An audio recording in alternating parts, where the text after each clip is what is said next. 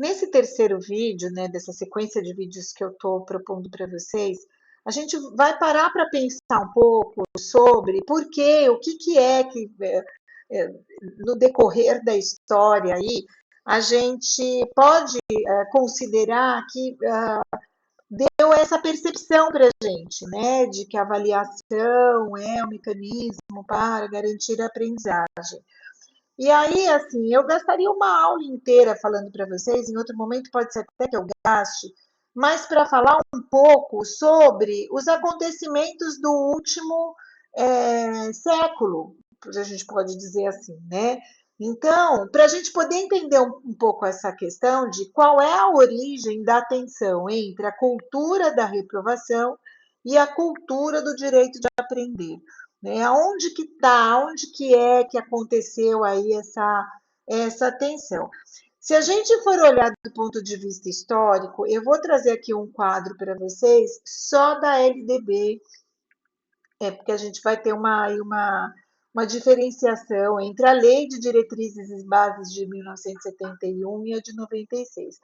Para vocês terem uma ideia, assim, muito rapidamente, não vou entrar, vou passar só para a gente entender um pouco o fio histórico, né? No século passado, nós gastamos quase, como humanidade, nós gastamos quase meio século, a gente pode dizer que meio século foi dedicado à guerra, porque nós tivemos uma primeira grande guerra que durou, que trouxe impactos, que deu uma pausa, e aí, na sequência, nós tivemos uma segunda grande guerra que trouxe muitos prejuízos para o mundo todo, né? Porque foi as chamadas guerras mundiais, né? E que aí não só um prejuízo humano, do ponto de vista de perda, né, de vidas e de debates aí sobre quem tem direito a viver ou não tem direito a viver, né, e o envolvimento de países, assim, o fortalecimento de alguns países, etc. Mas do ponto de vista político mesmo, né? E aí, assim, o mundo ficou meio terra arrasada.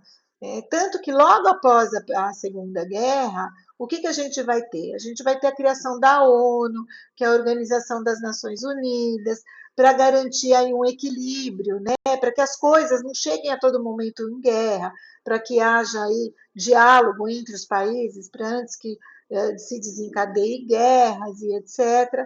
A Unesco ela nasce também desse movimento, porque o que aconteceu? Tinha que se investir em educação, né? A única saída para aquele momento histórico que a gente estava vivendo ali de impacto mundial, né? De reconstrução dos países, era por meio da educação.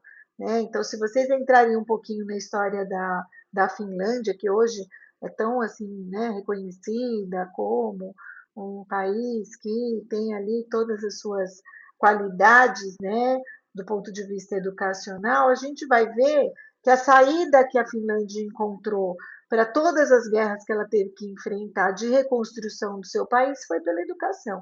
Né? Então, há um movimento pós-guerra que vai visar a reconstrução dos países. E essa reconstrução, ela pressupõe tanto o ponto de vista econômico quanto o ponto de vista educacional, né? E aí a gente vai ter muita influência, inclusive do ponto de vista econômico, para a educação, né? Então, muitas das políticas educacionais do Brasil, quem for um pouquinho mais velho vai lembrar, né?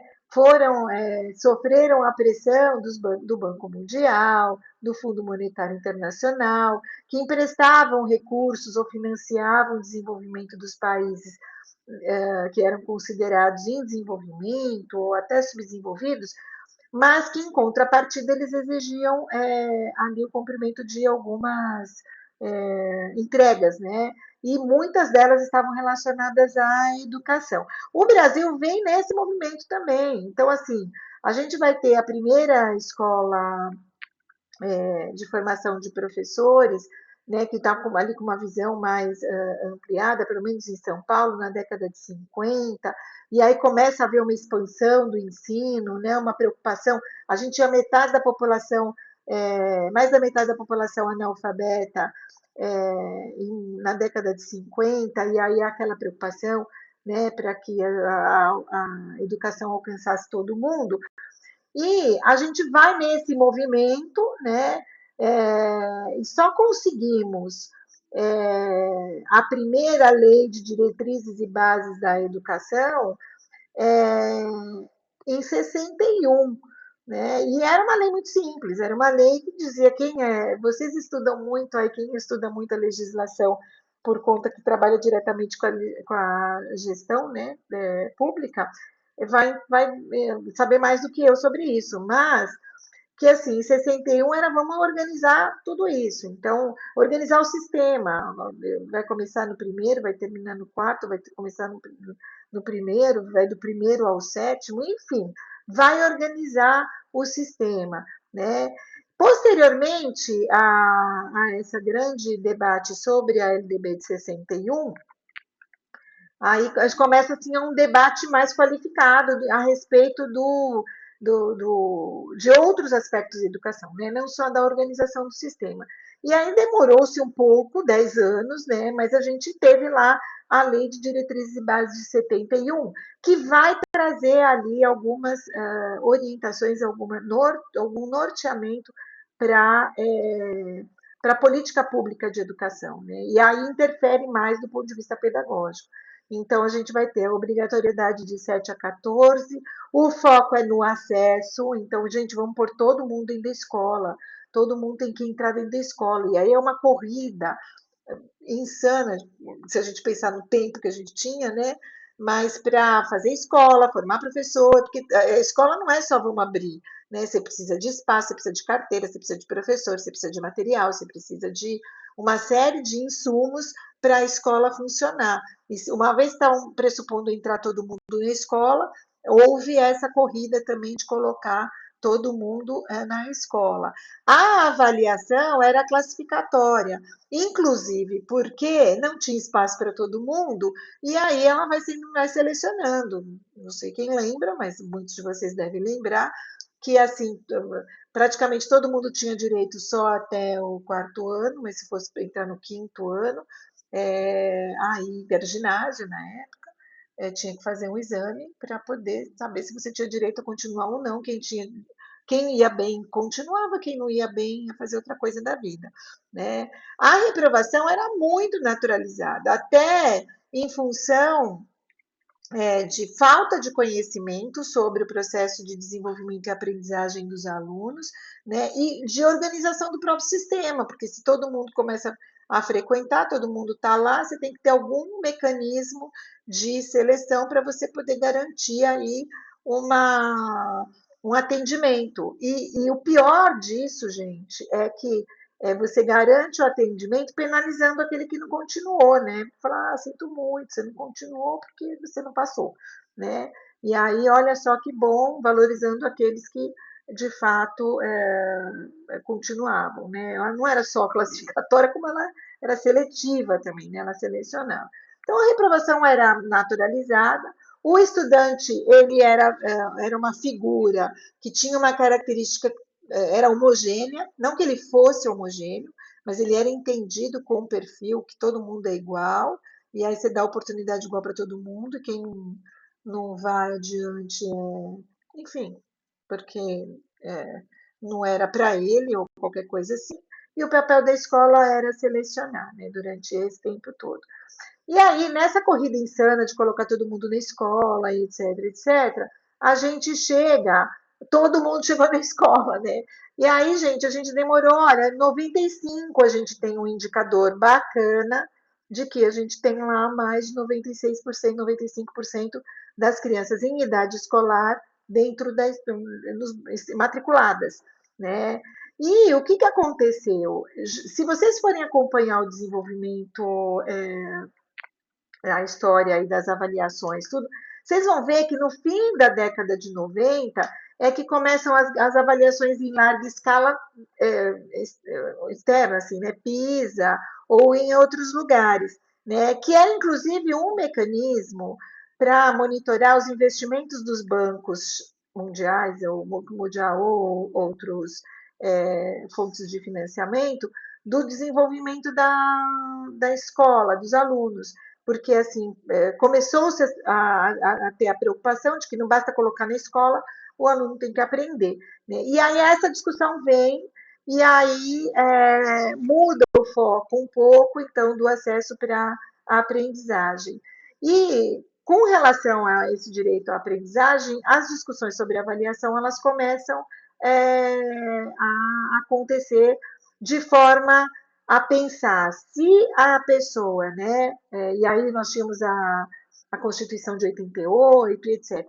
Ela é um ser de direito, que ela tem o direito de aprender, o que, que a escola faz para que ela aprenda e como é que eu avalio numa direção para que os estudantes aprendam. Então, essa discussão, ela veio com a LDB de 96 e outros, enfim, outras diretrizes que a gente vai começa a ter muitas outras diretrizes, a reprovação começa a ser questionada, o estudante começa a ser entendido com a diversidade, né, diversidade regional, diversidade de cultura, diversidade de experiências, etc, etc. E o papel da escola é garantir a aprendizagem. Então, gente, eu não estou falando que sou eu que estou aqui falando, eu acho bacana garantir a aprendizagem. Isso está em lei, né? E aí a gente vai ter vários outros documentos norteadores das políticas públicas de educação que vão reforçar isso, né? E o mais recente deles é a própria BNCC, porque aí todos os documentos eles se integram para alcançar o mesmo objetivo. Então, gente, a tensão entre a cultura da reprovação e a cultura do direito de aprender, ela está nesse lugar, entendeu? Porque eu sou, por exemplo, fruto de uma educação pública de 71, né, que foi regida pela legislação de 71. Em 96, eu já era professora há alguns anos, né? E aí você muda a perspectiva, você vai estudar, mas a gente conviveu com esse modelo e ainda há uma questão muito de questionamento mesmo, né? Principalmente por parte das pessoas que viveram em outros modelos de educação e que trazem essa experiência como forma de prática, né? Um outro aspecto também que ocorreu muito a partir de 96, na década de 90, e se intensificou com o avanço das tecnologias, foi o conhecimento a respeito do desenvolvimento da criança. Né? Então, mais pessoas pesquisaram sobre o desenvolvimento da criança. E com o acesso à tecnologia, esse conhecimento foi mais compartilhado. O fato dele ter sido compartilhado não significa que ele foi absorvido. Então, a gente ainda enfrenta esses questionamentos, mas a gente tem que levar em consideração o quê? As pesquisas, as evidências com relação ao impacto da avaliação, a gente tem que levar em consideração a, os conhecimentos que foram a respeito do desenvolvimento e a legislação, tá? Então, como somos, né, atuamos, e não é só gestor público, é qualquer gestor, qualquer profissional ligado à educação, ele responde à mesma lei. Pode ser privado, o privado fala, aqui é diferente, mas assim, todos nós que somos ligados à educação, a gente responde à mesma LDB. Não tem uma LDB diferente para a escola privada. Ela é a LDB brasileira, ela é a Lei de Diretrizes e Bases da Educação Pública, da Educação Brasileira, tá? Então, a partir das legislações estruturantes da educação, a pergunta deixa de ser quem merece avançar para o que o professor, a escola e a rede precisam reorganizar para todos aprenderem. Então, assim, se eu tivesse gestora de uma escola, de uma rede, eu acho que essa frase eu tinha assim um banner, entendeu?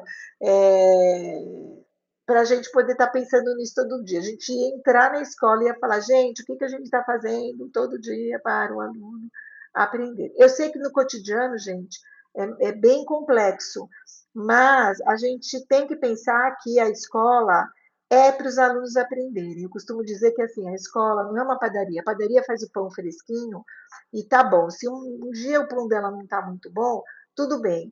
Ela, no outro dia ela melhora o pão e aí a gente come o pão que não está muito fresquinho e no outro dia a gente vai comer pão fresquinho. Se ela mantiver sempre pão ruim, ninguém vai comprar o pão dela e aí azar da padaria, né? O nosso produto educacional é a aprendizagem da criança. Então, não adianta a escola estar linda, arrumada, bonita, o sinal lá batendo na hora certa, os alunos entrando em ordem, a merenda está servindo quentinha no horário certinho, não ter desperdício, ter papel higiênico no banheiro, os documentos da secretaria estarem todos em ordem perfeito, chegar um lá, já sabe, pega o papelzinho. Não adianta ter tudo isso se os alunos não estiverem aprendendo, tá? Então, assim, precisa ter tudo isso, mas a finalidade de ter tudo isso é para os alunos aprenderem, tá? E aí, gente, já falei da LBDB e a gente tem como eu já tinha falado, a Base Nacional Comum Curricular, que, entre outras coisas, ela prevê que a educação básica deve visar a formação e ao desenvolvimento humano global, o que implica compreender a complexidade e a não linearidade desse desenvolvimento. Está na BNCC, não sou eu que estou falando, então a BNCC é lei também, tá? Além disso, então, a partir disso, avaliar é olhar o estudante inteiro, não só o cognitivo, mas inclui emocional, social e físico. A avaliação precisa fortalecer o pertencimento e o progresso. Então, gente, eu vou repetir isso, eu tenho repetido isso já há muitos anos, escrevi um livro em 2012, então já faz bastante tempo, cujo título é Avaliação para a Aprendizagem.